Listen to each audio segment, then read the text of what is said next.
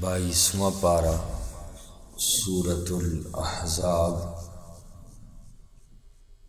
آیت نمبر 50۔ آیت نمبر 50 کا آخری حصہ ہے قد علمنا ما فرضنا سے۔ اعوذ باللہ من الشیطان الرجیم، بسم اللہ الرحمن الرحیم۔ قد علمنا، تحقیق ہم جانتے ہیں، ما فرضنا علیہم، جو کچھ ہم نے مقرر کیا ان مردوں پر، فی ازواجہم، ان کی بیویوں کے بارے میں، وما ملکت ایمانہم، اور ان کے بارے میں کہ مالک ہوئے ان کے دائیں ہاتھ، لکی لا یکون علیک حرج، تاکہ نہ ہو آپ پر کوئی تنگی، وکان اللہ غفورا رحیما، اور ہیں اللہ تبارک و تعالی بخشنے والے مہربان۔ اس آیت مبارکہ میں نبی کریم صلی اللہ علیہ وسلم کی خصوصیات کا بیان تھا۔ اس سے پہلے 4 خصوصیات کا بیان ہوا کہ جو صرف آقا علیہ الصلوۃ والسلام کے ساتھ خاص ہیں، امتی کے حق میں یہ باتیں نہیں ہیں۔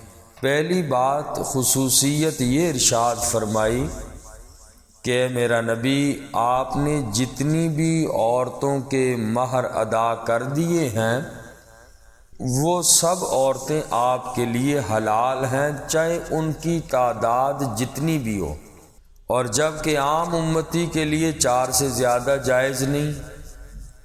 یہ پہلی خصوصیت آقا علیہ السلام کی۔ اور دوسری خصوصیت بیان فرمائی کہ جو آپ کو اللہ نے لونڈیاں دی ہیں وہ بھی آپ کے لیے حلال ہیں، جو آپ کو بطور غنیمت کے ملی۔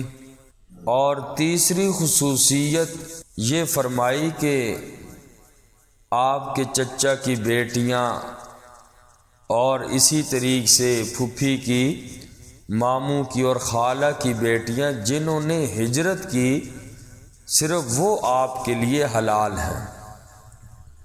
اور چوتھی خصوصیت بیان فرمائی کہ وہ عورت وامرأۃ مؤمنۃ، وہ عورت جو اپنے نفس کو از خود بغیر مہر کے نبی پاک صلی اللہ علیہ وسلم سے نکاح پر رضامند ہو جائے، تو اے میرا نبی بغیر مہر کے بھی آپ کو نکاح کی اجازت ہے، عام مسلمانوں کے لیے، جبکہ مہر کی ادائیگی ضروری ہے۔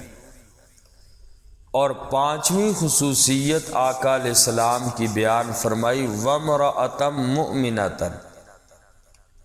فرمایا کہ جو عورتیں اپنے آپ کو نبی پاک صلی اللہ علیہ وسلم کے حوالے کرتی ہیں بغیر مہر کے، اس عورت کا مومنہ ہونا ضروری ہے۔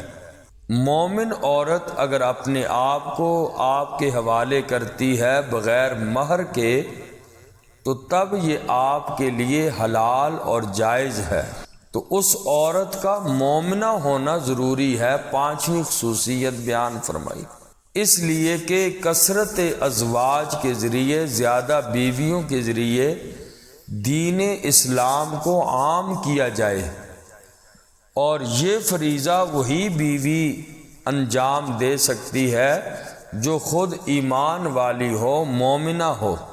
البتہ مہر کے ساتھ کتابیہ عورت یعنی یہود و نصارہ کی عورت اہل کتاب والی ہیں، ان سے نکاح کرنے کی اجازت اہل ایمان کو ہے، باقی کسی کافرہ عورت سے نکاح کرنا جائز نہیں ہے مسلمان کا۔ اہل کتاب یعنی یہود و نصارہ کی عورتوں کے ساتھ بھی نکاح جائز ہے، لیکن 2 شرطوں کے ساتھ۔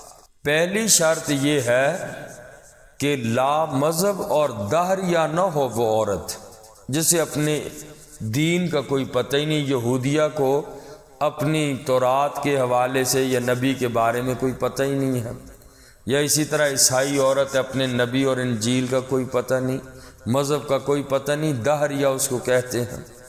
تو لا مذہب اور دہریہ یہ اہل کتاب کی عورت نہ ہو، بلکہ اپنے مذہبی اصول کو کم از کم مانتی ہو، اپنے نبی پر ایمان رکھتی ہو، اپنی کتاب پر ایمان رکھتی ہو۔ پہلی شرط یہ ہے، اگر ایسی ہے تو جائز ہے۔ اور دوسری شرط یہ ہے کہ وہ اصلاً یہودیہ عورت ہو یا نصرانیہ ہو، اسلام سے مرتد ہو کر یہودیہ یا نصرانیہ نہ بنی ہو۔ یہ جائز تو ہے ان 2 شرائط کے ساتھ، لیکن بلا ضرورت شدیدہ اس سے نکاح کرنا مکروہ ہے اور بہت سے مفاسد پر مشتمل ہے۔ اس لیے جواز کے باوجود نکاح ایسی عورتوں سے نہ کرنے کا مشورہ اور فتویٰ دیا جاتا ہے، اس لیے کہ حضرت سیدنا عمر بن خطاب رضی اللہ تعالی عنہ نے بھی اپنے دور خلافت میں مسلمانوں کو کتابیہ اہل کتاب یعنی یہود و نصارہ کی عورتوں کے نکاح سے منع فرما دیا تھا۔ تو 5ویں خصوصیت آقا علیہ السلام کی یہ ہوئی کہ جو عورت اے نبی آپ کو اپنے آپ حوالہ کرنا چاہتی ہے تو اس عورت کا مومنہ ہونا ضروری ہے، اور مومن ہوگی تو تب، اس لیے کہ آپ کا اصل مقصد جو ہے وہ دین اسلام کی اشاعت ہے، اور یہ فریضہ وہی بیوی ادا کر سکتی ہے، انجام دے سکتی ہے جو ایمان والی ہو۔ اور آج کی اس آیت پاک کے حصے میں فرمایا قد علمنا ما فرضنا علیہم فی ازواجہم، تحقیق ہم جانتے ہیں جو کچھ ہم نے مقرر کیا ان شوہروں پر ان کی بیویوں کے حق میں۔ مطلب یہ ہے کہ ہم نے نکاح اور لونڈیوں کے بارے میں جو حقوق اور مہر مقرر کیے ہیں ان کی ادائیگی ضروری ہے۔ ہاں اگر کوئی عورت از خود سارا مہر یا اپنے مہر کا کچھ حصہ شوہر کو معاف کر دیتی ہے تو اس کی اجازت ہے، وہ مرد وہ حصہ لے سکتا ہے۔ اگر وہ مہر لینا چاہتی ہے تو ادا کرنا ضروری ہے، وگرنہ نہ دیا تو آخرت میں اس پر پکڑ بھی ہوگی۔ تو فرمایا نکاح کے بارے میں ہم نے یہ خصوصی احکامات اس لیے میرا نبی جاری کیے تاکہ آپ پر کوئی تنگی نہ ہو۔ آپ کے ذریعے اللہ نے دین کو قائم رکھنا ہے، اسلام کو پھیلانا ہے، لہٰذا اللہ کریم نے اس سلسلے میں آپ کے لیے سہولتیں پیدا کر دی تاکہ دین پھیلانے میں کوئی دقت محسوس نہ ہو۔ مثلا آپ بیک وقت 4 سے زیادہ نکاح بھی کر سکتے ہیں۔ اے میرا نبی اگر کوئی عورت آپ سے بغیر مہر کے نکاح کرے تو تب بھی جائز ہے، اور یہ ساری سہولتیں اس لیے دیں، یہ ان ساری چیزوں کے ذریعے آپ نے دین پھیلانا ہے۔ تو فرمایا قد علمنا ما فرضنا علیہم فی ازواجہم، تحقیق ہم جانتے ہیں جو کچھ ہم نے مقرر کیا ان شوہروں پر فی ازواجہم ان کی بیویوں کے بارے میں، وما ملکت ایمانہم اور ان کے بارے میں بھی کہ مالک ہوئے ان کے دائیں ہاتھ، لکی لا یکون علیک حرج تاکہ آپ پر کوئی تنگی نہ ہو، وکان اللہ غفور الرحیم اور ہیں اللہ تعالی بخشنے والے مہربان۔ الحمدللہ رب العالمین، ربنا تقبل منا انک انت السمیع العلیم وتب علینا انک انت التواب الرحیم، ربنا هب لنا من ازواجنا وذریاتنا قرۃ اعین واجعلنا للمتقین اماما۔ تمام مرحومین کے لیے دعا فرمائے اللہ تبارک و تعالی پوری امت مسلمہ کی مرحومین کی کامل مغفرت فرمائے، بالخصوص حاضرین مجلس میں جن کے والدین دنیا سے چلے گئے، اللہ ان سب کی قبروں کو منور فرمائے۔ ہمارے درس کے جو ساتھی اللہ آپ کے پاس پہنچ چکے، اللہ ان کی قبروں کو بھی منور فرما، آخرت کی منزلیں آسان فرما۔ بالخصوص ہمارے جمعے کے نمازی، ان کے بھائی فوت ہو گئے، دعا کی درخواست کی، اللہ تعالیٰ ان کی آخرت کی منزلیں آسان فرمائے، مشکلات اور تنگیوں کو اللہ آسان فرمائے۔ وصلی اللہ تعالیٰ علی خیر خلقہ محمد و آلہ وسلم۔